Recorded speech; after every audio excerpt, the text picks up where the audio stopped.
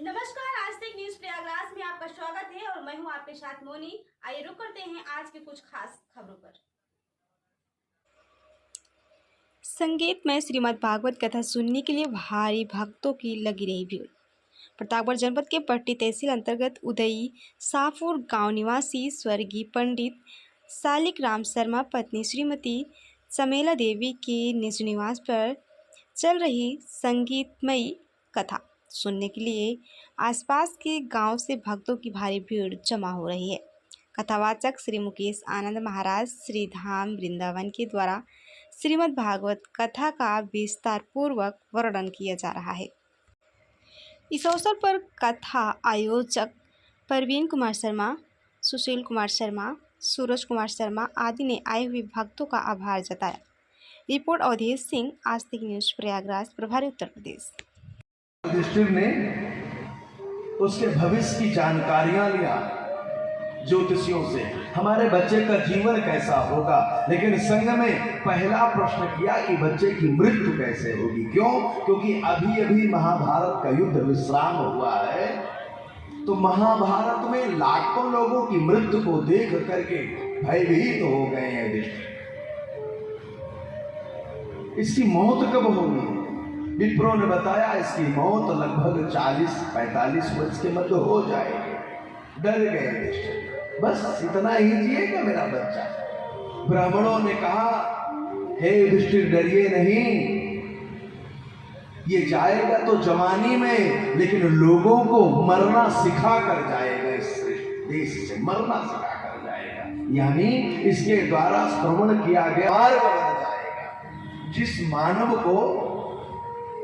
मानव को इस सृष्टि से मुक्त होना है, बंधन मुक्त होकर जाना है, उस मानव के लिए मुक्ति का मार्ग बनेगा। इसके द्वारा श्रवण किया गया। वो बच्चा, छोटा सा बच्चे को जिसकी गोद में दिया जाता, जो भी उसको लेता, तो बच्चा पहले ऊपर देखता है, ऊपर चेहरा देखता है और बाद में रोने लगता है।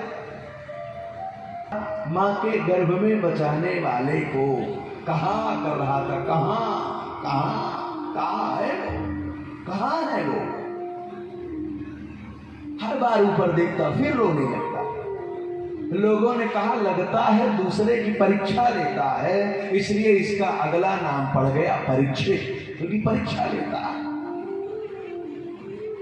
इधर हम आप जानते होंगे, जब बच्चे का निष्कासन होता है तो ननिहाल से चढ़ावा आता है, और पिता के भी ननिहाल से चढ़ावा आता है, क्योंकि अभिमन्यु के सगे मामा कन्हैया थे, भगवान श्री कृष्ण थे।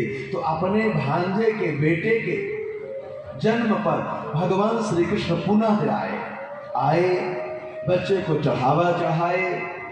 लोगों ने बच्चे को गोद में दिया, और कन्हैया ने जब उस बच्चे को गोद में लिया, बच्चे ने जब कन्हैया के चित्र को देखा, चेहरे को, तो पहचान गया यही तो मेरा प्राण धन है। इस यात्रा में यही है जो मेरी सब प्रकार से रक्षा किया, यही है।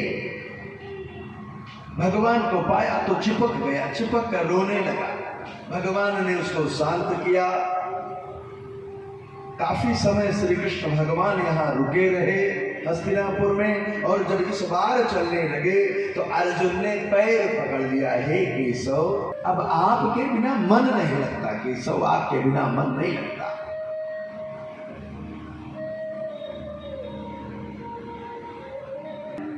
मन नहीं लगता।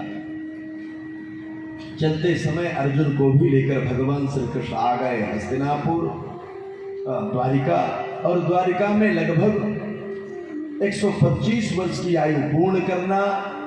ये घटना आप अंतिम दिवस की कथा में श्रवण करेंगे। अंतिम दिवस अपने स्वजनों को लेकर के सोमनाथ के मंदिर पर जाना, पिंडदान करवाना, पिंडदान के पश्चात स्वजनों का युद्ध करना, युद्ध में बलदाऊ भैया का समुद्र में विलय करना, कन्हैया का वृक्ष के नीचे बैठना, तत्पश्चात व्याध द्वारा कृष्ण के चरणों पर बाण का प्रहार करना, अर्जुन को भगवान के द्वारा कह देना, आज के 7वें दिन द्वारिका डूब जाएगी, मेरे स्वजनों को लेकर चले जाइए। अर्जुन का वहां से चल देना, उद्धव का मैत्रेय ऋषि का रुकना, चतुश्लोकी भागवत का श्रवण कराना भगवान द्वारा।